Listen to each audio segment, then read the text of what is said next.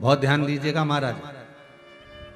जिस रुद्राक्ष की माला से हम भजन करते हैं, जपते हो, तुलसी की माला से भी आप जपते हो, रुद्राक्ष की माला से भी आप जपते हो, तो आप तुलसी की माला से जपो, रुद्राक्ष की माला से जपो। आप जिस चीज हल्दी की माला से जपते हो, रुद्राक्ष माला से जपते हो, तुलसी की माला से जपते हो, श्यामा तुलसी की माला से जप करते हो, तुम कमलगट्टे की माला से जप करते हो, आप मोती की माला से जप करते हो, आप वैजंती की माला से जप करते हो। आप माला स्त्रोत को अगर उठाकर देखोगे, माला स्त्रोत पुस्तिका को उठाकर देखो तो 1000 तरह की माला से आप भगवान का भजन कर रहे हो। पर उस माला स्त्रोत पुस्तिका के अंतर्गत एक बात लिखी है कि आप तुलसी की माला से जप रहे हो, मोती की माला से जप रहे हो, आप सारी मालाओं से आप जप कर रहे हो, पर सर्वश्रेष्ठ जप, हजारों और लाखों गुना जप का पुण्य फल कैसे मिल सकता है? तो का रुद्राक्ष की माला से मिल सकता है। रुद्राक्ष की माला को जितना आप जपते हैं उसका 1000 गुना,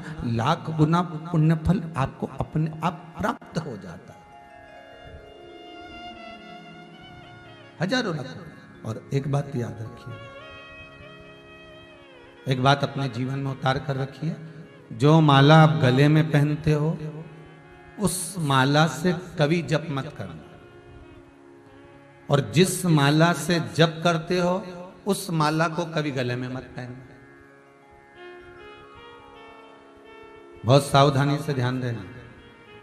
जिस माला से आप जप करते हो उस माला को गले में नहीं पहनना, और जिसको आप गले में पहने हो उसको जप में मत लेना।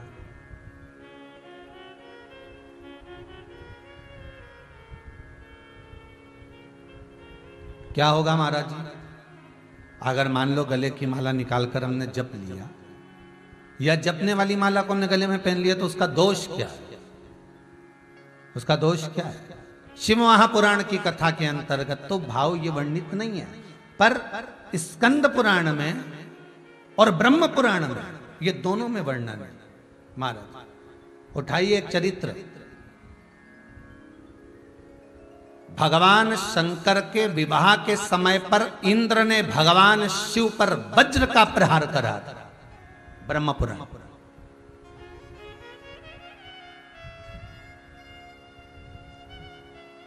यदि गीता प्रेस गोरखपुर की ब्रह्म पुराण होगी आपके पास में, तो पृष्ठ संख्या 81, 82, 83, 84 और 85 ब्रह्म पुराण। क्या कारण था? जो शंकर भगवान के ऊपर इंद्र वज्र का प्रहार कर रहा है। समझ लेना जरा अच्छे से हो। कई लोग कहते हैं कि गले में पड़ी हुई माला से जप क्यों नहीं करते, या जप वाली माला को गले में क्यों नहीं पहनते। उसका कारण देखिए ब्रह्म पुराण कह रही है, उसका कारण ब्रह्म पुराण बता रही है। ब्रह्म पुराण के कुछ सूत्र बड़े सुंदर हैं, ब्रह्म पुराण के कुछ चरित्र बड़े सुंदर हैं। जैसे तुलसी का क्यारा, तुलसी के क्यारा का वर्णन ब्रह्म पुराण के अंतर्गत वर्णित किया गया कि जो गोल तुलसी का क्यारा होता है ना, जिसके घर में गोल कुंडा होता है, गोल तुलसी का क्यारा होता है, वो ऐश्वर्य प्रदान करता है, समृद्धि देता है। चौकोर तुलसी का क्यारा वंश की वृद्धि देता है। जिस नारी को संतान नहीं होती, जिस नारी को संतान या पुत्र प्राप्त नहीं होता, ब्रह्म पुराण कहती है अगर घर में चौकोर तुलसी का क्यारा है और उस चौकोर तुलसी के क्यारे में तुलसी जी रोपित है, और तुलसी अगर रोपित है आपके द्वारा, आपने उसको रोपित करा है, आपने उसको लगाया है, आपने उसको उछारा है, और उसकी पूजन आप प्रतिदिन करती हो, और शाम के समय पर यदि तुलसी में आप दीप लगा देती हो, तो यह पक्का है कि आपको वंश की वृद्धि जरूर हो, आपका वंश जरूर बढ़ेगा।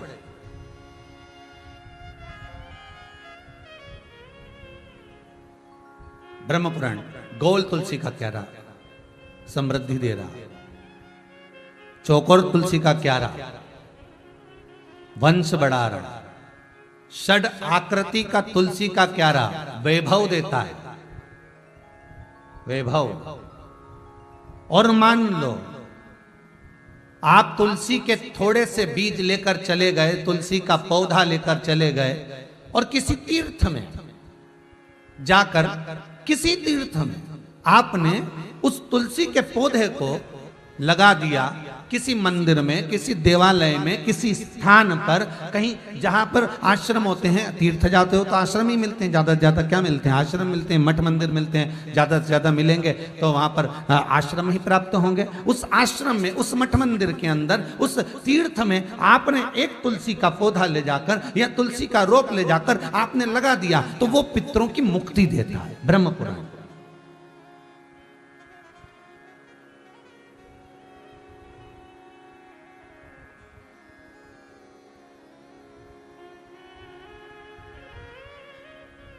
हमारे पुष्टि मार्ग के अंतर्गत, वैष्णव धर्म पुष्टि मार्ग के अंतर्गत श्री वल्लभ कुल बालक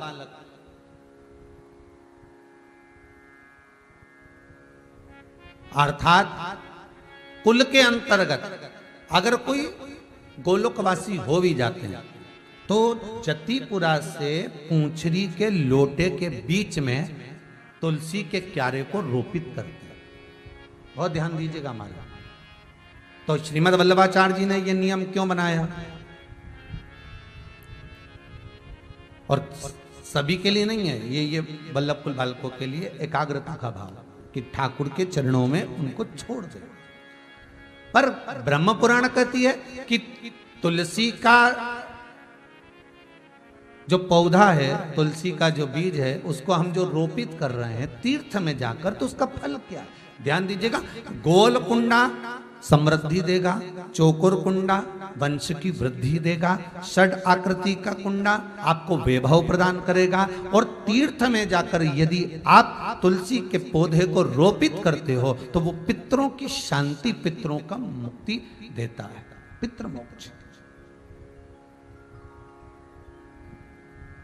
तुलसी।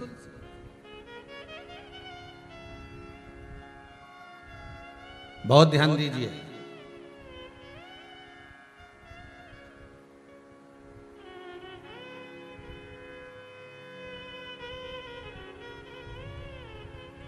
एक गलती इंद्र से हो गई थी, एक गलती इंद्र कर गए, और वो इंद्र ने गलती क्या करी कि शिव जी की शादी हो रही है और वज्र का प्रहार कर रहा है। देव ऋषि नारद का जब अहंकार गया, देव ऋषि नारद का जब अभिमान टूट गया, तब देव ऋषि नारद को समझ में आया कि मुझसे गलती हो गई, मैंने शंकर का अपमान कर दिया। कितना सुंदर भाव है, देखिएगा। पाप बुरा है, पाप बुरा है।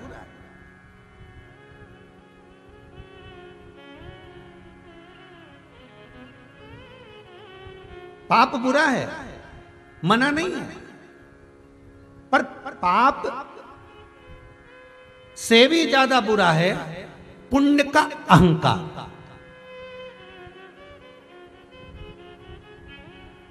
भाई ध्यान दीजिएगा, जितने लोग सुन रहे हैं आस्था पर, जितने टीवी पर सुन रहे हो, जितने मोबाइल पर सुन रहे हो, पाप बुरा है, मना नहीं है, बहुत बुरा है पाप, पर पाप से भी बुरा है पुण्य का अहंकार।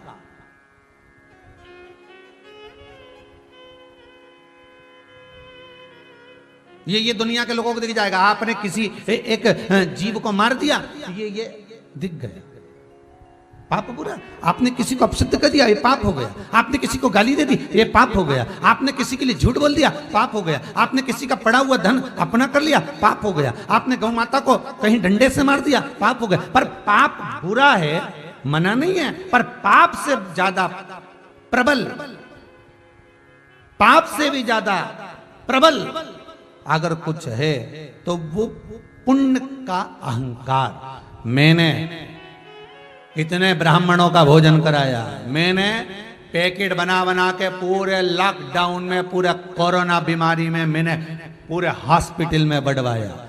हमने वहां जाकर इतने भोजन के पैकेट बढ़वाए, हमने इतनी भोजन की थालियां भेजी, हमने ये करवाया, हमने वो करवाया। किसी को ऑक्सीजन नहीं मिल रही थी, हमने ऑक्सीजन दे दी। किसी को ये नहीं मिल रहा था, हमने ये कर दिया। अरे पाप से ज्यादा भी प्रबल अगर कुछ है तो तुम्हारे पुण्य का अहंकार।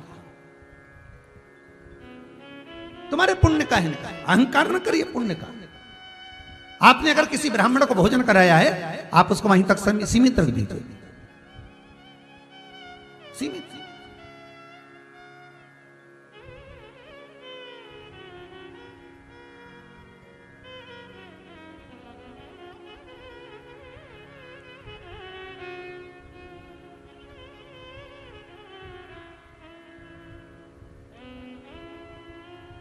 गरीबों को लाइन में लगा कर रखा है। आप भोजन दे रहे हो सेठ बनकर और सोच रहे हो कि मैंने पुण्य कमाया है।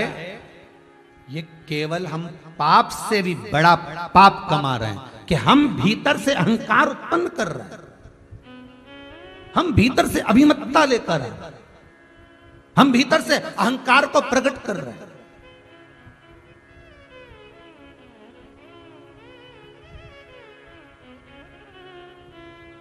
ये अहम हमारा सामने प्रकट हो जाता है।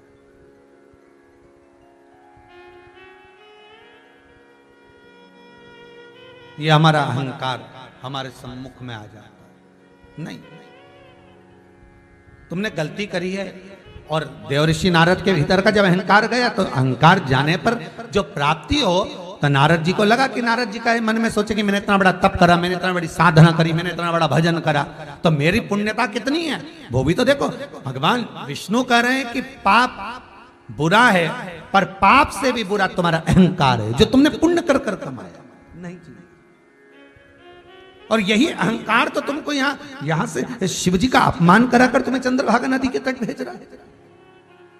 यही अहंकार तुम्हारा।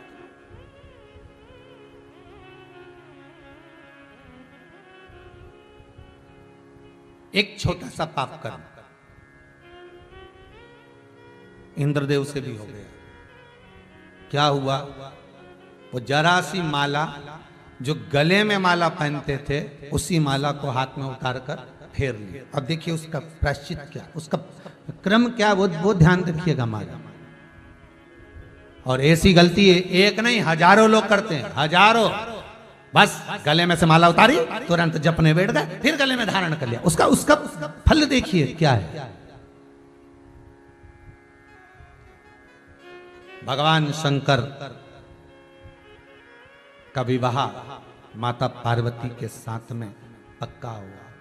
मां जगत जननी माता पार्वती और शिव का मंगल विवाह पक्का हुआ। शिव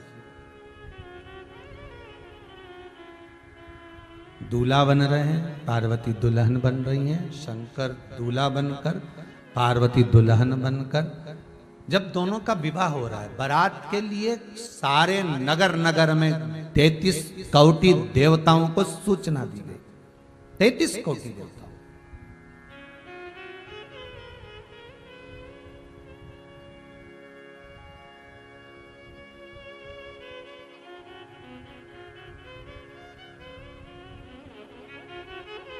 अब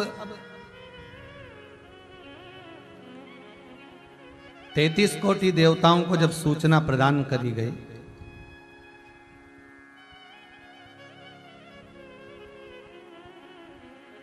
और 33 कोटि देवताओं को सूचना देकर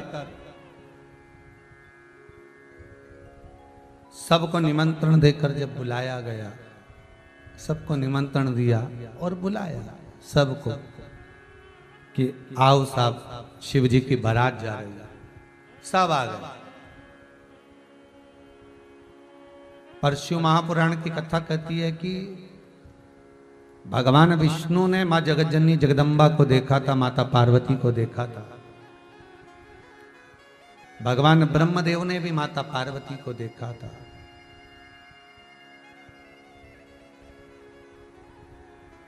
देवऋषि नारद ने भी मां जगतजननी जगदम्बा माता पार्वती को देखा था। पर इंद्र ने और बाकी के जो देव थे बहुत सारे, इन्होंने नहीं देखा। होता है अखबार में किसी व्यक्ति की सूचना है कि फलाना फलाना व्यक्ति सीहोर में ही रहता था, फलाना फलाना व्यक्ति इंदौर में ही रहता था, वो व्यक्ति भोपाल में ही रहता था, और वो व्यक्ति चलेगा। वो रहता था, पर बहुत लोग पहचानते होंगे, अपन नहीं जाने। बहुत लोग जानते होंगे, पर अपन नहीं पहचान पा रहे।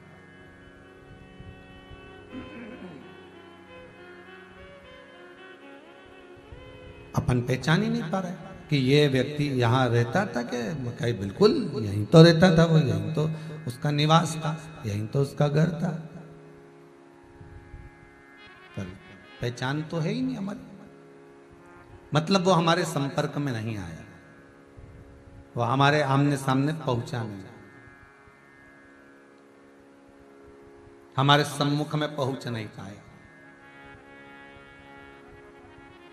होता है कभी कभी, जैसे आस्था चैनल पर कथा चल रही है, और वो कथा कोई छोटे छोटे गांव में हो सकता है कि लोग उसको नहीं देख पाते हो या नहीं सुन पाते हो शिव पुराण, तो कई लोग अपने अपने प्रदेशों में, अपने अपने जिलों में, जैसे जमशेदपुर में, इंदौर में, उज्जैन में, परतवाड़ा में, नीमच में, कई लोग प्रतिदिन इस आस्था चैनल की कथा को अखबार के माध्यम से,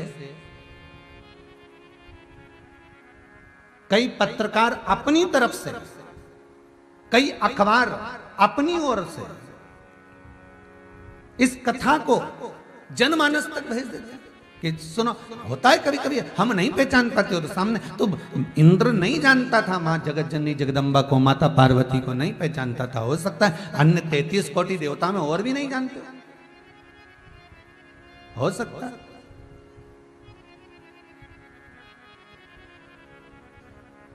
अब बारात चली, खूब धूम धड़ाके से चली, खूब आनंद से चली, खूब प्रेम से चली। अब बारात में 33 कोटि देवता भी थे, तो ये विचार करा कि केवल 33 कोटि देवता जा रहे हैं। शंकर भगवान ने मन में सोचा, इन देवताओं को तो सभी के यहाँ जाते हैं, देवताओं के यहाँ, पर मेरे जो प्रिय हैं, ये भूत चुड़ैल, ये प्रेत, तो ये अगर बारात में आए तो एक आनंद का अनुभव होगा, क्योंकि इनको कोई नहीं बुलाता, इनको तो मुझे बुलाना, तो इनको क्यों ना मैं बुलाऊं। और शंकर जी ने डमरू खड़काकर भूत प्रेत डाकनी पिशाचनी चुड़ैल सबको निमंत्रण भी दे दिया, सब आ भी गए और सब चल भी दिए। चलने के बाद सीधे दरवाजे पर पहुंचे, और दरवाजे पर जब पहुंचते हैं, दरवाजे पर जब जाते हैं, तो जैसे ही दरवाजे पर पहुंचे वैसे कि वैसे पार्वती जी शंकर भगवान को देखकर थोड़ी सी चक्कर खा गए। मैनावती शंकर जी को देखकर चक्कर खा, पार्वती नहीं, मैनावती शिव को देखी और चक्कर खा गई।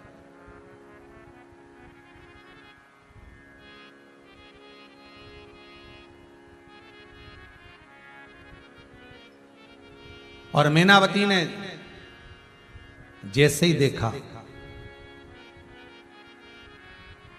बाबा भूत भावन को, चक्कर खा गई मैनावती। इतना भयंकर स्वरूप, इतना भयंकर, शीश गंगा बह रही है, गले में सर्प पड़ा हुआ है, कमर पर सर्प बंधा हुआ है, तन पर कोई वस्त्र नहीं, केवल भस्म लपेटे हुए हैं,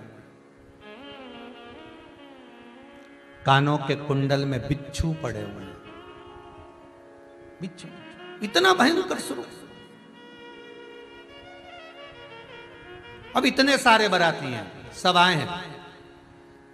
आपके यहां भी शादी होती है, ढेर सारे लोग आते हैं। अगर 500 लोग तुम्हारे यहां खाना खाने आए हैं, तो लड़का और लड़की की जोड़ी केवल उस 500 में से 100 ही देखना जाता है। 100 से ज्यादा कोई जोड़ी देखने नहीं जाएगा, बाकी के सब निपटाएंगे। बफेट में जितना सामान रखा है सब खाएंगे, हो कोई नहीं देख रहा कि जोड़ी कैसी है, साहब लड़की कैसी है, लड़का कैसा है, बाराती कैसे हैं, कोई को मतलब नहीं। उनको तो चाउमीन ने, पानी बतासा ने, छम्मक लड्डू ने, गुलाब जामुन, गाजर का हलवा, ये सब, दही बड़ा, पकौड़ी, भजिया, उनको इनसे मतलब, उनको ना छोरी से मतलब ना छोरा से मतलब, उनको तो खाना है और जाना। पूरे ग्राउंड में घूमते रहेंगे, पूरे ग्राउंड।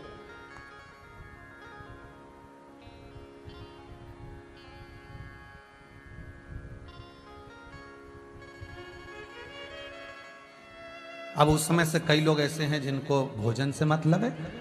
शादी में कई लोग ऐसे भी आते हैं जिनको दहेज से मतलब रहता है। क्या क्या दिया, अलमारी तो दी है, इस पर नाम भी लिखा है, इनके जी जाने दिए, फिर फ्रिज भी दिया है, फिर वॉशिंग मशीन भी दी है, और ये एलसीडी भी दी है। तो फिर वो देखते हैं कुछ लोग। फिर कुछ लोग ऐसे होंगे जो उसमें से मिनक भी निकालेंगे, बुराई ढूंढने जाते हैं। बताओ, इतना कमा रहे थे और शादी ऐसी करी, इतना पैसा और एक औलाद, इतना पैसा और एक औलाद, क्या छाती पे बांधेगा इतने धन को? शादी ऐसी करी, उसमें से आधे लोग मिनक निकालने जाते।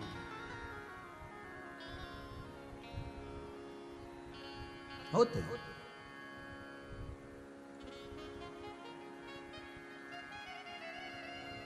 कुछ लोग ऐसे भी होंगे जो कार्यक्रम को बिगाड़ने के लिए भी जाते हैं। होता है।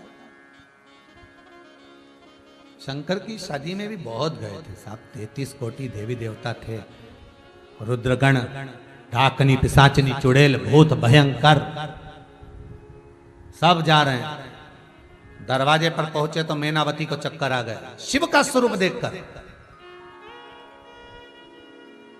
गोदी में हिमालय राज की मैनावती चक्कर खाकर जब नीचे गिर गई, ब्रह्म पुराण कहती है हिमालय राज ने माता मैनावती को ये गोदी में लिया है, और गोदी में ले जाकर अंदर पहुंचे तो मां पार्वती के मुख से निकला, मां तुझे हुआ क्या है, तुझे हुआ क्या?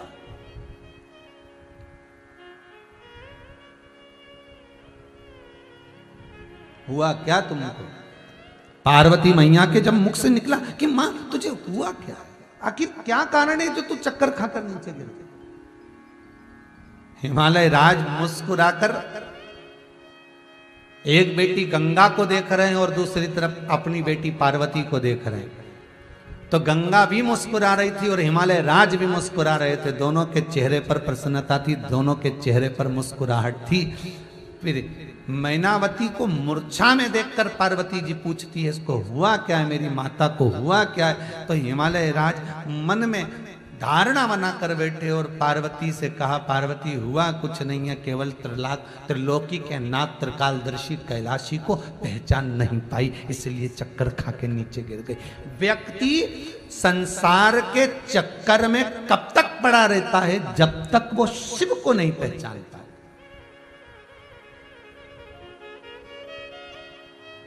और जिस दिन शंकर को पहचान गया, फिर एक बार शंकर का हो गया तो वापिस आता नहीं। मरने के बाद कौन वापिस आया? जब एक बार शमशान में पहुंच गया तो कौन वापिस लौट के आया? गया तो गया।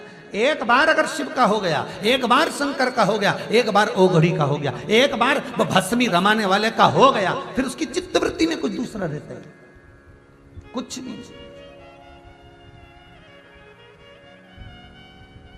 ये जो शंकर के भगत होते हैं ना, शिव के जितने भगत होते हैं, ये शंकर के जो भगत होते हैं ना, ये किसी से डरते डरते नहीं है साहब, क्योंकि इनको मालूम है कि मस्तक पर त्रिपुंड लगा है, त्रिपुंड में भस्म लगी है। भस्म कब लगाता है व्यक्ति? जब सब कुछ समाप्त हो गया, मतलब मौत को तो सिर पर लेकर चलता है। भस्म लगी है मस्तक पर, मतलब समझ लो मृत्यु साथ में चल रही है। उसको मालूम है एक दिन इसी राख में मिलना है, तो फिर अहंकार किस बात का, फिर डरूं किस बात से? डर कोरोना का वायरस है, विश्वास कोरोना की वैक्सीन है। बहुत ध्यान दीजिएगा। डर कोरोना वायरस है और विश्वास कोरोना की वैक्सीन है।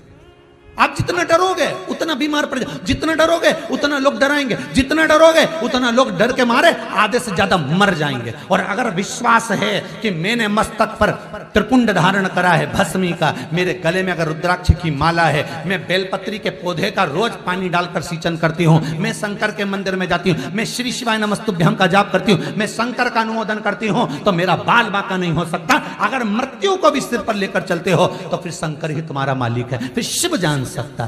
तो तुम्हारा भय, तुम्हारा डर और तुम्हारा भय था, तुम्हारी डरने की जो प्रथा है, तुम्हारे डरने का जो कारण है, यही कोरोना का वायरस है। तुम जितना डरोगे वो वायरस उतना डराएगा, तुम जितना डरोगे उतनी जल्दी निपट जाओगे। और अगर वैक्सीन है तो वो विश्वास है, अर्थात शंकर के चरणों का विश्वास तुम्हारे ही भीतर उतर गया कि अब मैं शिव कथा को सुन रही हूं। पहली कथा चालू हुई, दूसरी कथा सोमानी जी ने करा ली, तीसरी सिन्हा परिवार ने करा ली। ये तीसरी कथा होते होते कई प्रदेशों के लॉकडाउन खुल गए। चौथी और पांचवी कथा तक जब तक पहुंचोगे तो विश्वास है मुझे कि यह कोरोना वायरस भी अपना काम करना समाप्त कर देगा। धीरे धीरे इस विश्व का फिर कल्याण हो जाएगा, भारत की भूमि फिर आनंद में झूम जाएगी, फिर परिंदे उड़ने लगेंगे।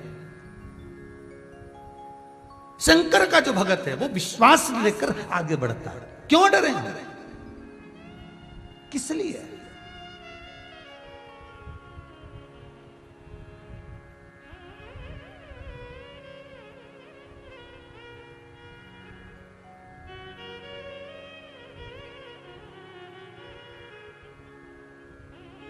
कल किसी का मैसेज आया था समीर जी के पास में, तो वो बोल रहे थे कि तुम्हारे कुबेरेश्वर धाम में क्या लोग बाग कथा सुनने आते हैं?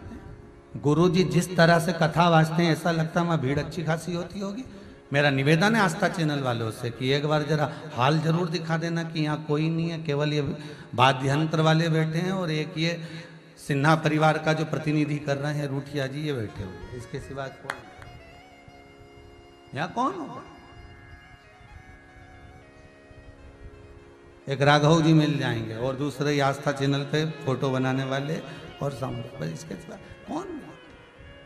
तो कहा कि इतनी प्रबलता में कोई भी नहीं तो फिर कथा कैसे बच रही? तो उसका कारण है कोई से मतलब मत रखो। यहाँ तो हर श्वास में, हर धड़कन में, हर पत्ते में, हर पशु में, हर जलचर में, हर थलचर में, हर कंकर में, प्रत्येक एक एक कंकर में जब शंकर है तो शंकर को ही तो कथा सुना रहे हैं। स्वयं तुमरुका जी कथा किसको कह रहे हैं? शिव महापुराण की कथा की विद्वेश्वर संहिता उठाओ।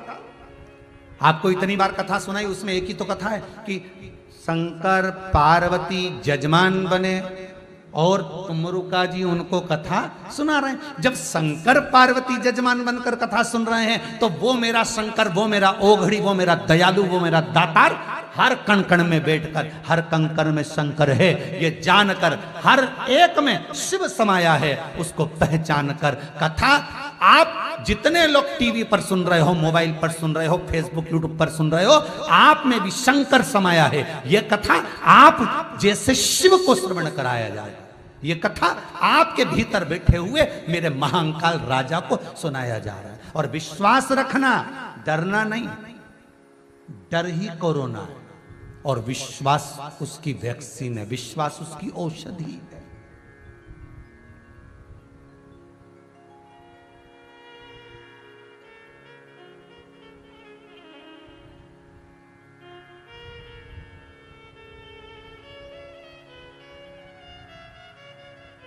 बस उस पर विश्वास है। कालों का काल है महाकाल, ऐसी कृपा कर।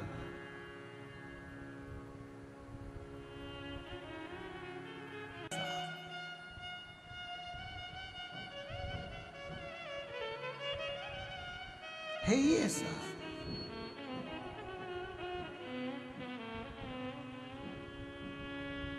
हिमालय राज मैनावती को बेहोशी में, मूर्छा में देखकर पार्वती को बिलखता देखकर कहते हैं तू रोती क्यों है? हुआ क्या मेरी माता?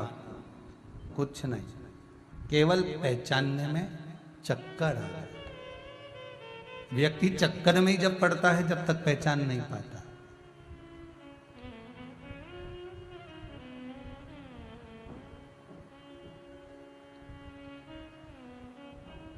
व्यक्ति चक्कर में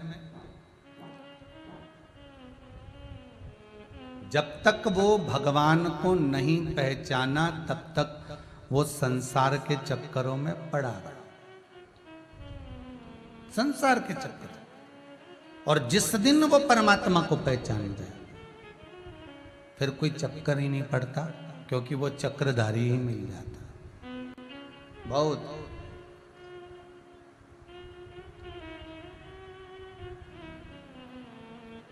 किसी ने पूछा है गुरुदेव, भगवान की भक्ति की उम्र कौन सी होती है? बचपन में करें, जवानी में करें, अधेड़ी में करें कि बुढ़ापे में करें? आपसे निवेदन है, मनुष्य की जो देह है, मानव का जो शरीर है, वो एक समान है। जैसे कुएं का पानी पूरे खेत में, पूरी जमीन पर एक ही कुएं का पानी जाता है, पूरी जमीन पर उस जमीन में करेला भी उग रहा है, उस जमीन में गन्ना भी लग रहा है, उस जमीन में इमली भी लग रही है। तो करेला कड़वा, गन्ना ईख मीठा, इमली खट्टी। पानी से कुछ हुआ क्या? नहीं, पानी तो एक जैसा दिया गया, बस जो बीज लगाया गया, करेले का बीज लगाया तो करेला कड़वा, इमली का बीज लगाया तो इमली खट्टी, गन्ना लगाया तो वो मीठा। ये बीज का अंतर है। उसी तरह आपके बचपन में, आपकी बाल्य अवस्था में जो संस्कार दिया जाएगा, वैसा ही पौधा लगकर बाहर आएगा। भक्ति का बीज लगाओगे तो भक्ति में भगवान मिल जाएगा। अहंकार का बीज लगाओगे तो अहंकार मिल जाएगा, कपट का लगाओगे तो कपट मिलेगा। आपके भीतर जो समाया है वो हिमालय राज के कहने पर गंगा जी पार्वती को लेकर अंदर गए। मैनावती को जल का छींटा देकर उठाया गया।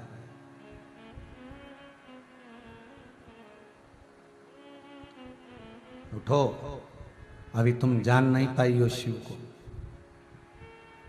पहचानी नहीं हो। मैनावती के मुख से शब्द निकल गया। मैनावती कहती है, आप शंकर भगवान से मेरी बेटी का विवाह करना चाहते हो? हाँ। वो तन पर कोई वस्त्र नहीं है, तन पर कोई आभूषण नहीं है, बड़ी बड़ी चट्टाएं बांधा होगा, कोई मोड़ बांध कर नहीं आए। गले में बड़े बड़े सर्प पड़े हुए हैं, कानों में बिच्छू पड़े हुए हैं। मेरी बेटी हिमालय राज की पुत्री, जिसके घर में नौकर और चाकर और सब सारा सुख समाया हुआ है, वो बेटी मेरी, वो मेरी पुत्री वहां रहेगी कैसे? कैसे रहेगी? एक बात बहुत ध्यान से सुनना, पहले भी कही, आज फिर कहते हैं। आप बच्चों को पढ़ा लिखा सकते हो, आप बच्चों को डॉक्टर बना सकते हो, आप बच्चों को इंजीनियर बना सकते हो, आप बच्चे को कलेक्टर बना सकते हो, आप बेटे को डीएसपी, एसपी सब कुछ बना सकते हो। आप अपनी बेटी को पढ़ा सकते हो, लिखा सकते हो, अव्वल बना सकते हो। आप अपने पुत्र को खूब पढ़ा लिखा कर सीए, डॉक्टर, इंजीनियर, तुम्हारी मर्जी पड़े जो बना सकते हो, पर आप अपने बच्चे का भाग्य नहीं बना सकते। बेटी को पढ़ा लोगे, लिखा लोगे, सब कुछ कर लोगे, पर उसके ललाट में क्या लिखा है, ये बेटी को ही भोगना है। बेटे के भाग्य में क्या लिखा है, ये बेटे को भोगना है। तुम सारा सब कुछ कर सकते हो, पढ़ाई में अच्छे से अच्छा धन खर्च कर सकते हो, अच्छे से अच्छा पैसा लगा सकते हो, पर किसी का भाग्य थोड़ी ना बना सकते हो। भाग्य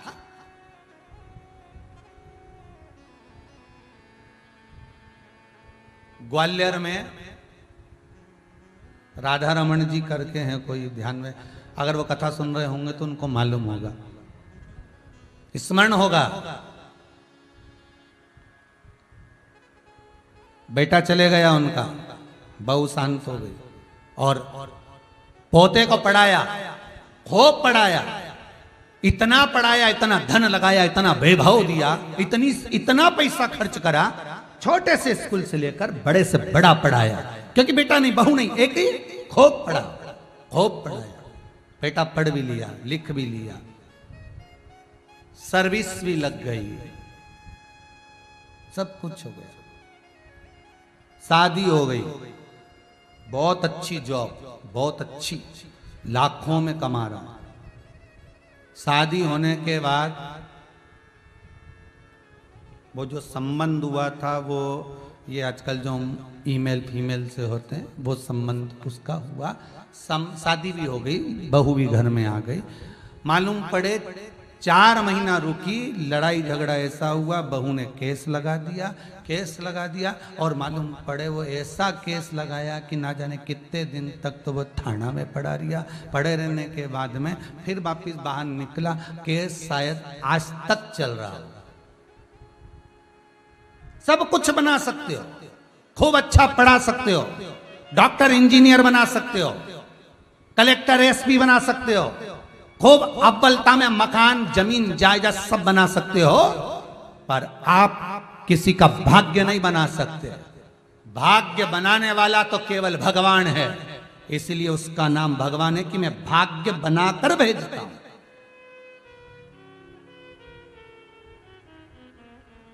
भाग्य वो बना देता। तो पार्वती जी की माता मैनावती करी, मैं बेटी नहीं भी आऊंगी, इसके साथ तो नहीं भी आऊंगी। ये शिव इतने ओघड़ी, बताओ, अरे अच्छा सा स्वरूप धारण कर आना था, अच्छे से कपड़े पहन कर आना था, अच्छे से आना था, कैसा भयंकर स्वरूप धारण कर। हिमालय राज ने तुरंत गंगा जी के हाथ पार्वती को अंदर भेजा। क्यों? क्योंकि जिसके साथ में विवाह हो रहा है उसमें अच्छाई देखिए, जिसके साथ तुम्हारा पाणिग्रहण संस्कार हो रहा है उसमें कुछ अच्छा ढूंढिए। अगर पहले दिन से बुराई ढूंढना चालू कर देंगे तो फिर बुराई मिलेगा। नहीं, इसको ले जाओ, पार्वती को अंदर लेकर जाओ। अरे भाई, व्यक्ति भोजन करने बैठता है, पति अगर रोटी खाने बैठता है, भोजन करने बैठता है और वो अचार मांग रहा है खाने में, तो क्यों मांग रहा?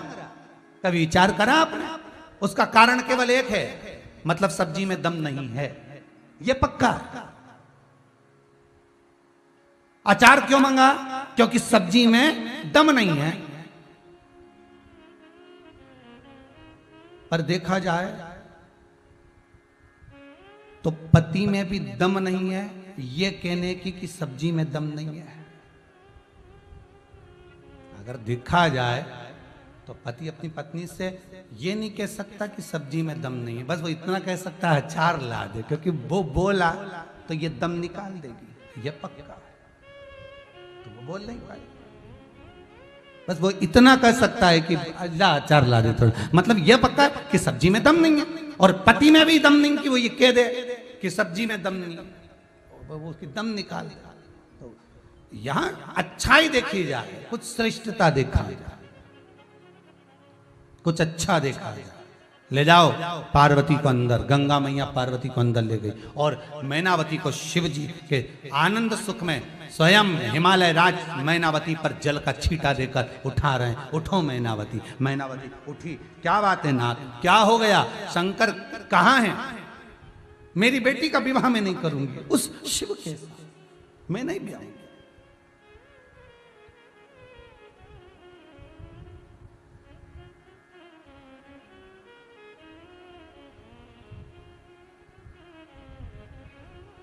मैना, तुमने अभी शंकर को सही से देखा नहीं, तुम सही से पहचानी नहीं है शंकर को। अगर तुम भूत भावन भूतेश्वर भगवान शंकर को सही से पहचान जाती ना तो तुम इतनी बात ही ना करती।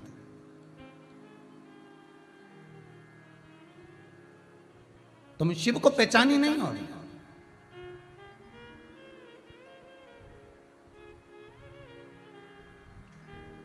नैनों से जल मैनावती के बह रहे हैं और मैनावती नैनों से नीर बहाती हुई पति के हृदय से लगकर फूट कर रोने लगी। कहाँ मेरी बेटी का ये भाग्य है? कहाँ मेरी बेटी का ये भाग्य?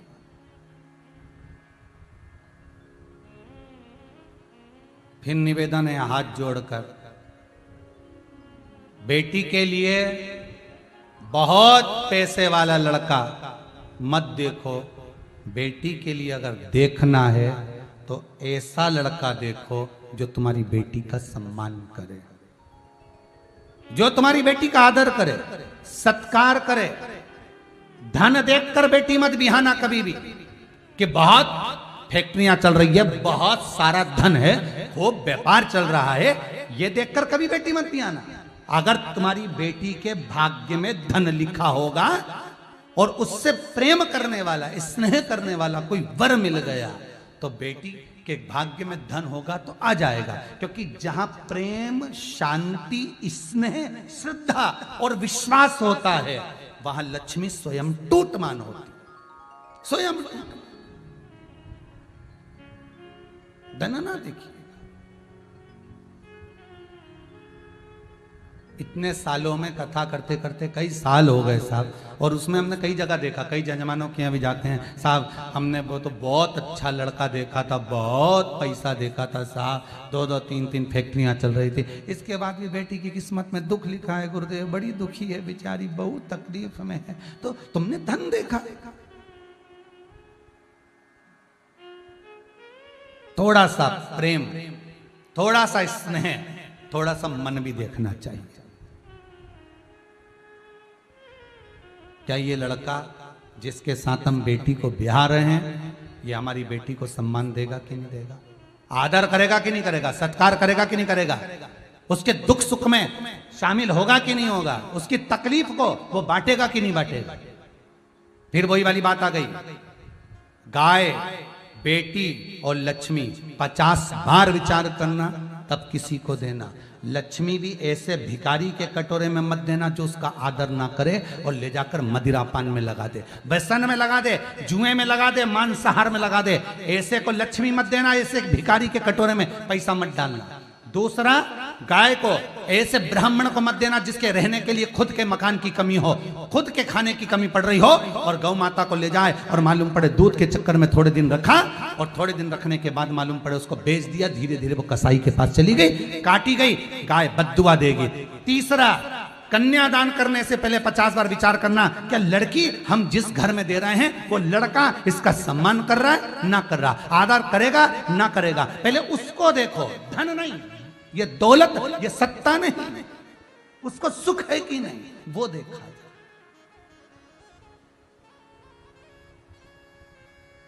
क्या करोगे धन का?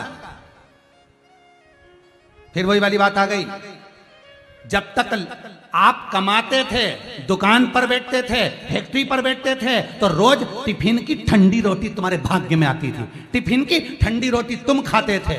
और जब से लॉकडाउन में घर में बैठे हो, रोज गरम रोटी खा रहे हो, ये परमात्मा की कृपा। कुछ नहीं चल रहा तो भी गरम रोटी दे रहा है। ये शंभू है, ये त्रिकालदर्शी शंकर है, ये कैलाशी, ये ओघड़दानी।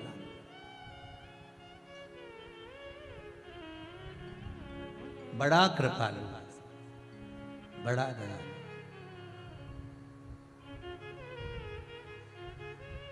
हम पहचान नहीं पाए। मैनावती रो रही है, मैं बेटी नहीं ब्याऊंगी, नहीं दूंगी मैं बेटी। समझाया, क्या कारण है, मैं ऐसे के साथ नहीं ब्याऊं जिसको दूल्हा बनना तक नहीं आया। तो वो क्या तुम उसे पहचान नहीं पाए हो? अभी हाल तुमने धनपतियों को देखा कि भगवान विष्णु के पास में बैकुंठ है, इंद्र के पास में इंद्र स्वर्ग लोक का अध्यक्ष बनकर बैठा हुआ है, स्वर्ग का अधिपत्य है। ब्रह्मा के पास में ब्रह्मलोक है और शिव के पास मृत्यु लोक है। तुम अभी जानी नहीं। तभी हिमालय राज ने मैनावती को समझाकर उठाया, मैनावती पार्वती के कक्ष में गई, बेटी को समझाई, और यहाँ से हिमालय राज सीधे शंकर जी के पास पहुंचे। और जिस जनवासे में शिव ठहरे हुए थे, हिमालय राज हाथ जोड़कर कहते हैं, बेटी ब्याहने से पहले आप मेरी धर्म पत्नी मैनावती के हृदय में कुछ ऐसा प्रेरणा उत्पन्न कर दो, कोई ऐसा विश्वास जागृत कर दो जिससे मैनावती प्रसन्न होकर बेटी का कन्यादान कर दे। बेटी का कन्यादान। पार्वती जी ने मैनावती को समझाया, मानो समझो, नहीं माने तो हिमालय राज की बुद्धि में भगवान शंकर ने कह दिया, एक काम हो सकता है कि पार्वती का स्वयंवर, भले बारात आ गई, पार्वती का एक स्वयंवर रख दिया जाए। पार्वती का स्वयंवर, जो पार्वती आपसे प्रेम करती है,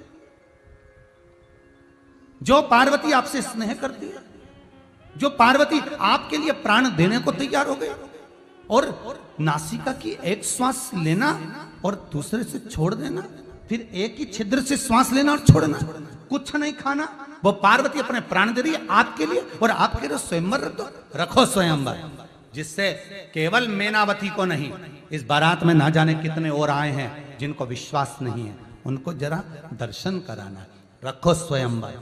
अब तो मैनावती खुश हो गई कि मेरी बेटी का स्वयंवर है, तो नारायण के गले में माला पहनाएगी, ब्रह्मा की, तो मेरी बेटी सुंदरता भी तो देखेगी, मेरी बेटी धन भी तो देखेगी। पर जब सभा लगी हिमालय राज के यहाँ, ब्रह्म पुराण कह रही है, जब सभा लगी हिमालय राज के यहाँ, सब बैठ गए, और सब जब बैठे, और उसी समय पर बस पार्वती मैया हाथ में माला लेकर पधारी। शंकर भगवान 5 चोटी के छोटे से बालक का रूप रख लेते, अपनी 5 चोटी शंकर भगवान ने कर ली। पंचानन, पंचामृत, पंच स्वरूपा, 5 चोटी छोटी छोटी शंकर भगवान ने बना ली, छोटे से बालक का रूप ले लिया। शिव महापुराण के अंतर्गत 5 बेलपत्र का प्रमाण है, शिव महापुराण के अंतर्गत। स्कंद पुराण में भी आता है, अगर आप बेलपत्री उतार रहे हो, बेलपत्री तोड़ रहे हो, छांटना नहीं है आपको कि बेलपत्री के वृक्ष में तुम छांटते फिरो कि 5 पत्ती की ढूंढूंगा, नहीं नहीं, आप जब बेलपत्री उतार रहे हो और उतारते समय तुम्हारे हाथ में 5 पत्ती की बेलपत्र आ जाए, 5 पत्ती की बेलपत्र आ जाए, तो ध्यान देना, ये 5 पत्ती की बेलपत्र का क्या करा था माता पार्वती ने, उसको समझिएगा जरा ब्रह्म पुराण से।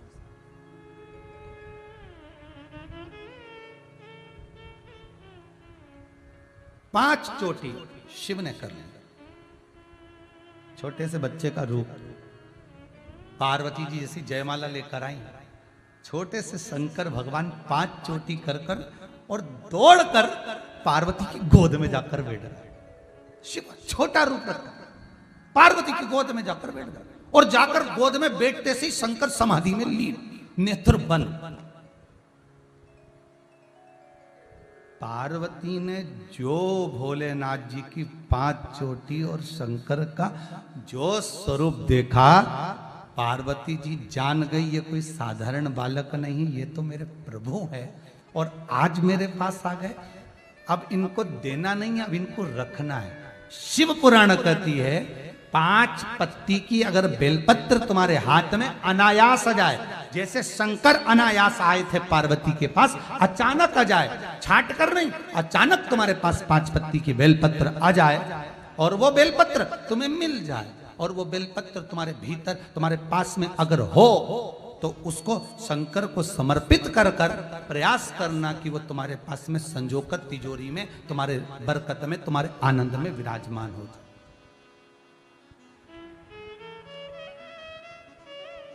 तुम्हारे आनंद में प्राप्त हो जाए, तुम्हारे सुख में वो आनंदित हो जाए। 5 पत्ती, और जब वो जीवन का एक आनंद देने वाली, एक सुख प्रदान करने वाली, जब वो प्राप्त हो आनंद से, आपको मिल जाए और आपके जीवन को आनंदित कर दे। शिव जी जब प्राप्त हुए, शंकर जब मिल गए पार्वती को, प्राप्त हो गए, आनंद समाहित हो गया, पहचान गया, माता के हृदय चित्त में आ गया कि ये मेरे स्वामी। अब लीला तो लीला थी, शिव को दिखाना था, मैनावती को भी समझाना था। गोदी में पार्वती जी के शंकर हैं, सामने बैठे हुए 33 कोटि देवताओं में जितने डाकनी पिशाचनी चुड़ैल भूत भयंकर बैठे थे, किसी को कुछ भी नहीं उत्पन्न हुआ, पर इंद्र के भीतर थोड़ी सी ईर्ष्या उत्पन्न हो गई। देखिएगा जरा, ईर्ष्या भीतर से उत्पन्न,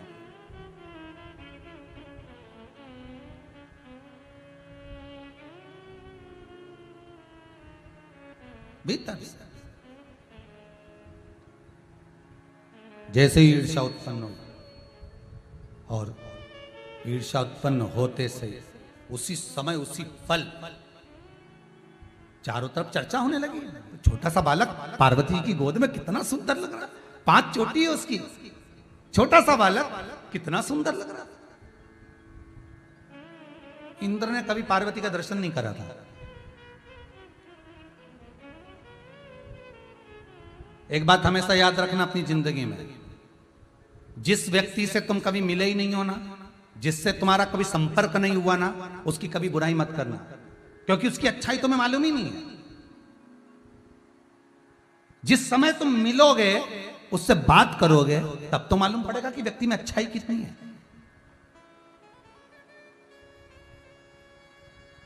अरे उस व्यक्ति की अच्छाई कब मालूम पड़ेगी? जब तुम मिलोगे।